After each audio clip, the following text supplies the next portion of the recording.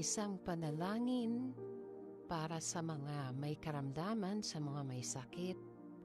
Sama-sama po tayong ipagdasal ang bawat may karamdaman, kapamilya man natin, kakilala, kaibigan, saan man sila naroroon. Ipagdasal po natin sila at ganon din ng mga nadalaga sa kanila. Lahat po tayo ay dumaranas po ng mga karamdaman at ang Panginoon ho ang ating sandalan, ang tanging makakapagpagaling ng ating mga nararamdaman sa katawan. Kung tayo man po ay ngayon ay humaharap sa mga sakit, karamdaman o mga mahal natin sa buhay, kakilala, kaibigan, ipagdasal po natin sila. Hindi lang ho ito para sa atin, kundi para po sa lahat. Ang kaligtasan ng kalusugan at pangangatawan. Sa ngalan ng Ama at ng Anak at ng Espiritu Santo. Amen.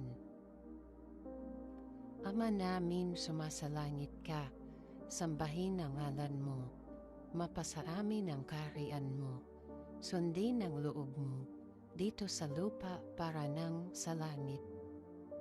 Bigyan mo kami ngayon ng aming kakanin sa araw-araw at patawarin mo kami sa aming mga sala para nang pagpapatawad namin sa nagkakasala sa amin.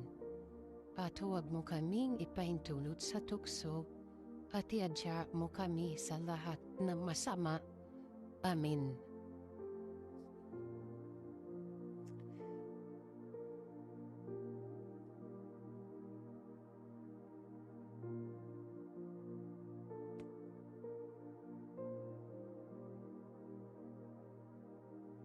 Sumasampalataya ko sa Diyos Amang makapangyarihan sa lahat na may gawa ng langit at lupa. Sumasampalataya ako kay Hesukristo, iisang anak ng Diyos, Panginoon nating lahat. Nagkatawang tao siya lalang ng Espiritu Santo. Ipinanganak ni Santa Mariang Berhen, pinagpakasakit ni Poncio Pilato, ipinako sa krus, namatay, inilibing, nanahog sa kinaroroonan ng mga yumao, nang may ikatlong araw na buhay na maguli, umakyat sa langit, naluklok sa kanan ng Diyos Amang makapangyarihan sa lahat. Doon magmumulang paririto at hukom sa mga nangabubuhay at nangamatay na tao. Sumasampalataya ako sa Espiritu Santo, sa banal na simbahang Katolika, sa kasamahan ng mga banal, sa kapatawaran ng mga kasalanan, sa pagkabuhay na muli ng nangamatay na tao, at sa buhay na walang hanggan. Amen. Aba, Ginoong Maria, napupuno ka ng grasya. Ang Panginoong Diyos ay sumasa iyo. Bukod kang pinagpala sa babaeng lahat, at pinagpala rin naman ng anak mong si Jesus. Santa Maria, Ina ng Diyos, ipanalangin mo kaming makasalanan, ngayon at kung kami mamamatay. Amen.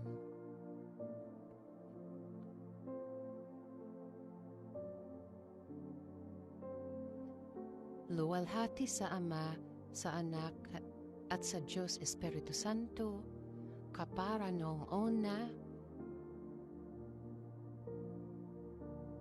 unang-una ngayon, at magpakailanman, sa walang hanggan. Amen. O Jesus ko, patawarin mo kami sa aming mga sala, ligtas mo kami sa apoy ng impyerno, hanguin mo ang mga kaluluwa sa purgatorio, lalong-lalo na yaong mga walang nakakalala.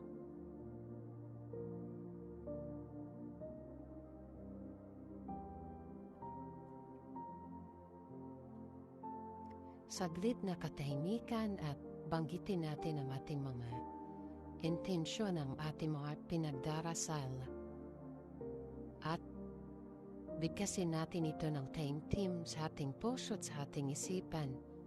Pagdasal po natin ang mga nangangailangan po ng kaligtasan dahil sa mga karamdaman at naman po ang inyong mga layunin, intensyon, banggitin po ninyo.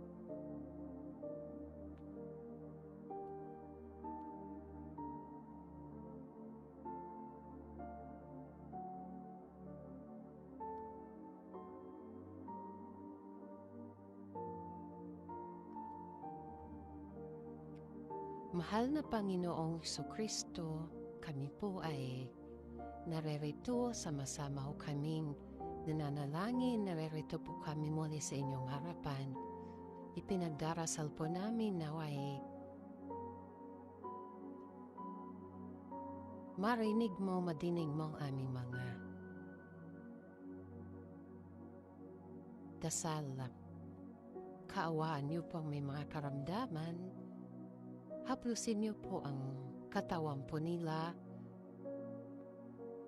Magkaroon nawa ng kapayapaan ng kanilang isipan.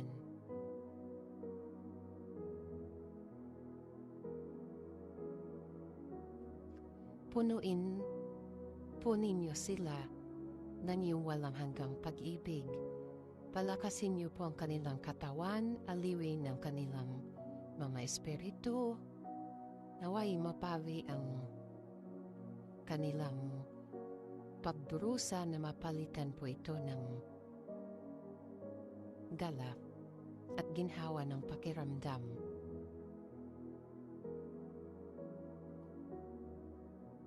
Mahal naming Diyos, lumalapit po kami sa iyo. Inilalapit po namin sa inyo ang bawat dasal po namin at ang bawat isa po sa amin. Alam po namin na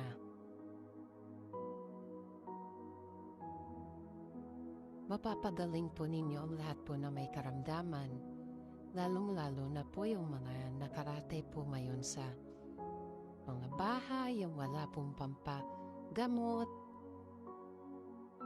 wala pong pampahospital. Bigyan niyo po sila, Panginoon, ng kalakasan. Pumasok po kayo sa kanilang katawan. Iparamdam po ninyo sa kanila ang inyong presensya, ang inyong pag-ibig. At bigyan niyo rin po ng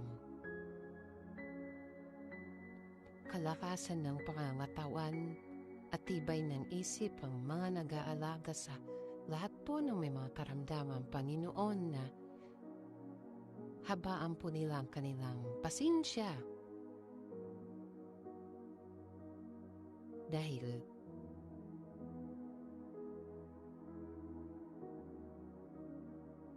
ang may mga karamdaman po ay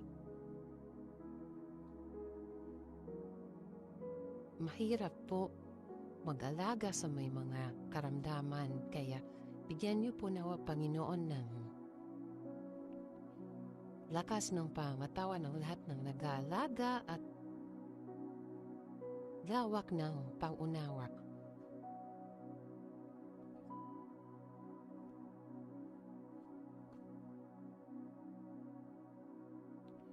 Mahal naming Panginoon, hinihiling din po namin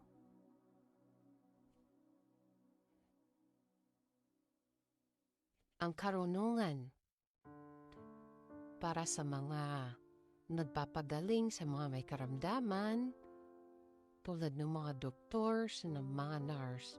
Bigyan niyo po sila ng mas malawak pa pong mga karunungan upang marami pa po silang papagaling. Maging gabay po nawa ninyong makapangyarihang mga kamay sa kanila, Panginoon.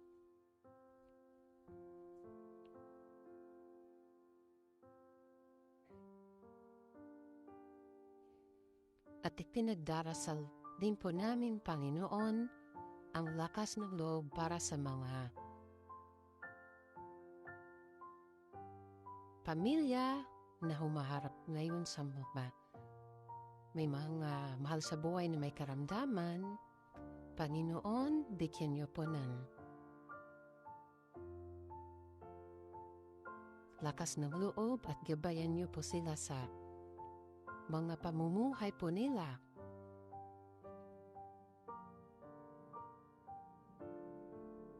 Na mairaos po ang pangailangan sa araw-araw.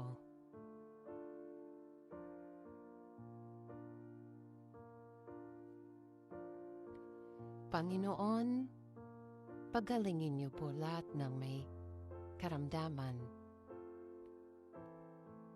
Banggitin po ninyo kung sino man po ang gusto niyo pong. Kung meron po kayong kakilala na kailangan po ng kagalingan, pwede rin po ninyong banggitin.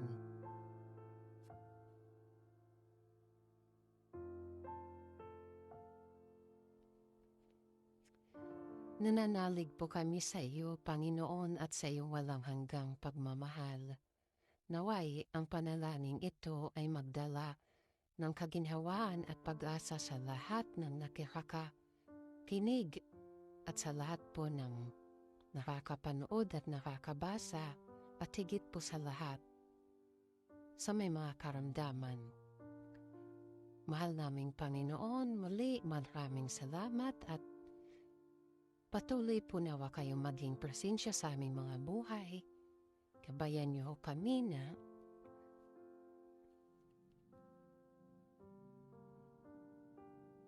ang aming mga pinagdadaanan, lagi naming maisip, maisa puso na andiyan kayo palagi para sa amin.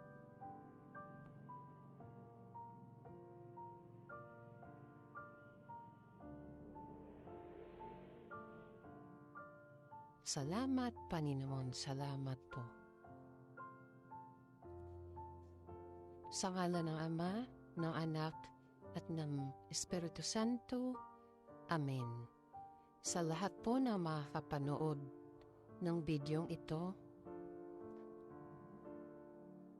ang Panginoon po ay laging nating kasama.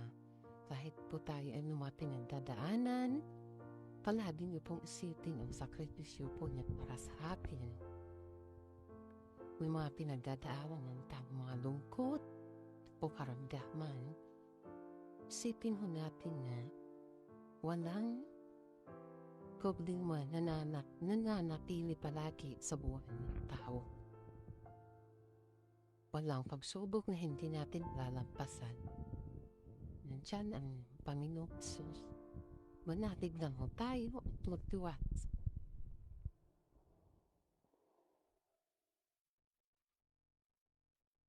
Salamat po sa panonood.